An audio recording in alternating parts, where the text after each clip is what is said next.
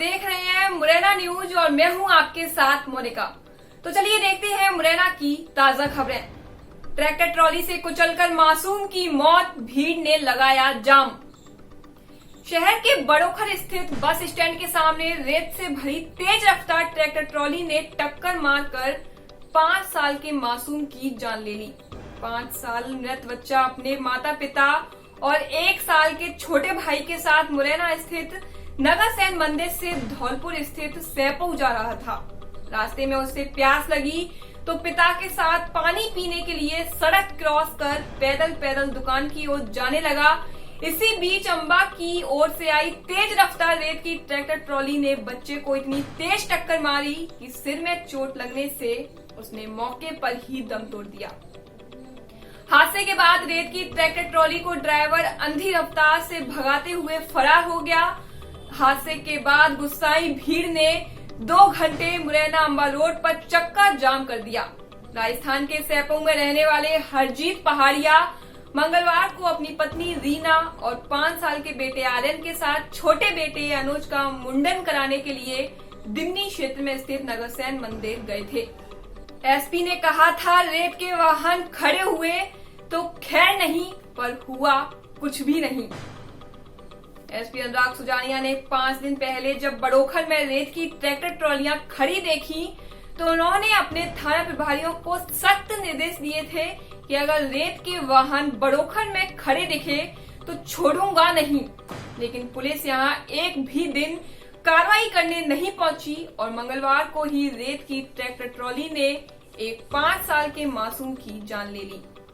इसके अलावा सीएम शिवराज सिंह और ज्योतिरादित्य सिंधिया ने 10 और 12 सितंबर को मुरैना में हुई सभाओं में मंच से कहा था कि हमने चंबल संभाग में अवैध उत्खनन रोकने अफसरों को निर्देश दिए हैं, लेकिन हकीकत ये है कि मुरैना में अवैध रेत पत्थर का उत्खनन स्थानीय राजनेताओं की शय पर धड़ल्ले से जारी है। 1 साल में रेत माफिया ने ली चौथी जान। स्थानीय लोगों का कहना है कि रेत माफिया के हौसले बुलंद हैं, आए दिन लोगों को टक्कर मार रही हैं। 1 साल में रेत से भरे ट्रैक्टर ट्रॉली की टक्कर से ये चौथी मौत है और घायल कई हो चुके हैं। लेकिन रेत माफिया को राजनीतिक संरक्षण प्राप्त होने के कारण पुलिस भी कोई कार्रवाई नहीं करती। बड़ोखर चौराहे से मुड़िया खेड़ा बाईपास तक आए दिन रेत से भरे ट्रैक्टर ट्रॉली दुर्घटना घटित कर रही हैं और कोई विरोध करता है तो वे लड़ने पर उतारू हो जाते हैं। लोगों ने कहा है कि स्टेशन रोड थाना पुलिस की गाड़ी और 100 डायल रेत के ट्रैक्टर ट्रॉलियों को किसी मंत्री और वीआईपी की तरह फॉलो करती है, फिर आम जनता की हिम्मत है कि इनका विरोध कर सके। चौकीदार का दम जहां करता है नौकरी, वहीं किया कब्जा। मुरैना में पिपरई गांव के पटवारी प्रशिक्षण केंद्र परिसर में सरकारी स्कूल संचालित है। प्रशिक्षण केंद्र में चौकीदार का परिवार रहता है। उस चौकीदार ने प्रशिक्षण केंद्र के साथ साथ वहां संचालित सरकारी स्कूल में पशु, भैंस और बकरियां बांधकर कब्जा कर लिया है। अभी तक तो स्कूल बंद थे, लेकिन अब स्कूल खुल गए हैं तो स्टाफ और बच्चे सभी को परेशानी होगी। चौकीदार दबंग है, इसलिए स्टाफ भी उससे कुछ नहीं कहता। पटवारी प्रशिक्षण केंद्र पिछले लंबे समय से बंद पड़ा है, लेकिन इसकी सुरक्षा और देखभाल के लिए राजस्व विभाग ने एक चौकीदार रखा है। केंद्र परिसर में चौकीदार के लिए अलग से आवास बना हुआ है, उसमें पर्याप्त जगह है, लेकिन प्रशिक्षण केंद्र परिसर में संचालित सरकारी स्कूल पर भी उसने कब्जा कर लिया है। स्कूल परिसर में पशु बांधे जा रहे हैं, वहीं रेत का कारोबार भी किया जा रहा है। चौकीदार का ट्रैक्टर ट्रॉली अवैध रेत का कारोबार उसी परिसर से करता है। शिक्षा विभाग और राजस्व विभाग ने भी इस तरफ ध्यान नहीं दिया है, न ही संस्था प्रभारी ने वरिष्ठ अधिकारियों को लिखा है। मुरैना जिला अधिकारी सुभाष शर्मा का कहना है कि स्कूल परिसर में चौकीदार द्वारा पशु बांधने की जानकारी हमको नहीं मिली है। अगर ऐसा है तो हम तहसीलदार और एसडीएम को पत्र लिखकर अतिक्रमण हटाने की कार्रवाई करवाएंगे।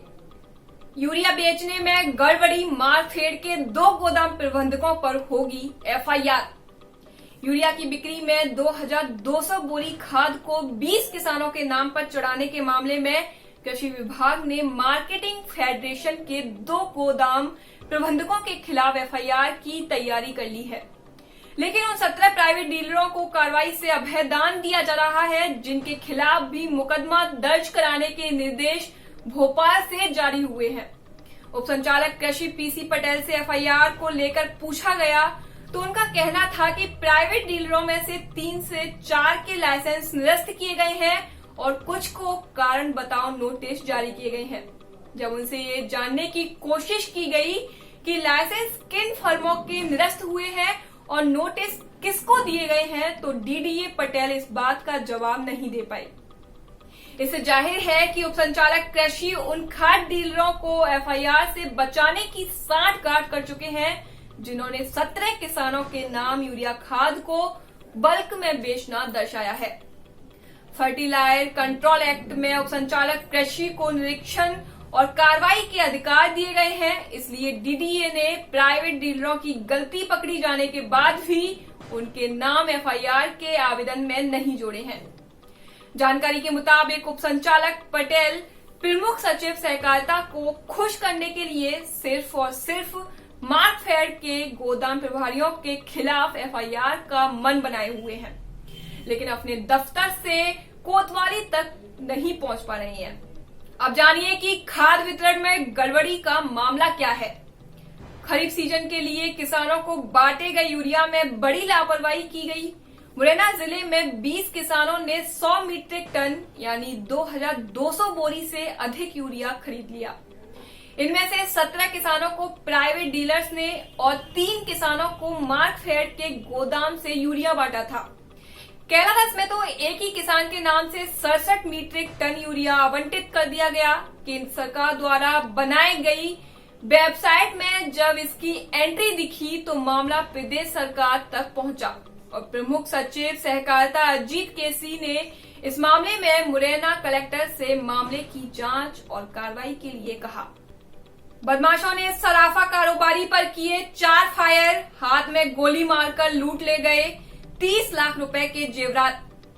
सबलगढ़ कस्बा में 5 बदमाशों ने सराफा कारोबारी दीपक सोनी के हाथ में गोली मारकर 2 बैग लूट लिए। बैगों में 30 लाख रुपए कीमत के सोने के जेवरात रखे हुए थे। लूट को बदमाशों ने मंगलवार की शाम 7:30 बजे उस समय अंजाम दिया जब सराफा व्यवसायी दुकान बंद करके घर जा रहा था। सबलगढ़ पुलिस सीसीटीवी फुटेज के आधार पर बदमाशों को तलाश रही है। जानकारी के मुताबिक सबलगढ़ में कृष्णा ज्वेलर्स के मालिक दीपक सोनी मंगलवार की शाम 7 बजे अपने प्रतिष्ठान को बंद कर बाइक से घर रानी कुआ जा रहे थे। बाइक के हैंडल पर 2 बैग लटके थे जिनमें 30 लाख रुपए कीमत के सोने के जेवरात रखे थे। सराफा व्यवसायी दीपक कृष्णा पैलेस के सामने पहुंचे, तभी वहां घात लगाए खड़े 3 बदमाशों ने उनकी बाइक को रोका और बैग छीनने का प्रयास किया। बदमाशों ने दहशत पैदा करने के लिए मौके पर कट्टे से 4 राउंड फायर किए, जिनमें से एक गोली दीपक सोनी के हाथ की कलाई में लग गई। गोली लगने के बाद बदमाशों से जूझ रहे सराफा व्यवसायी की पकड़ दोनों बैगों से ढीली हो गई और बदमाश जेवरात से भरे बैग लूटकर सुनहरा रोड की ओर भाग गए। जेवरात घर ले जाने की परंपरा। सबलगढ़ कस्बा में सराफा दुकानदारों का नियम है कि सुबह जब वे अपनी दुकान पर आते हैं तो बैग में जेवरात लेकर आते हैं और शाम को जब घर जाते हैं तो जेवरात बैग में रखकर ले जाते हैं, ताकि रात के समय दुकान के शटर या दीवार तोड़कर कोई चोरी नहीं कर ले। सराफा व्यवसायियों की इस परंपरा की रैकी बदमाशों ने कर ली और दीपक सोनी को दुकान से घर के बीच रास्ते में लूटने की योजना को अंजाम दे दिया।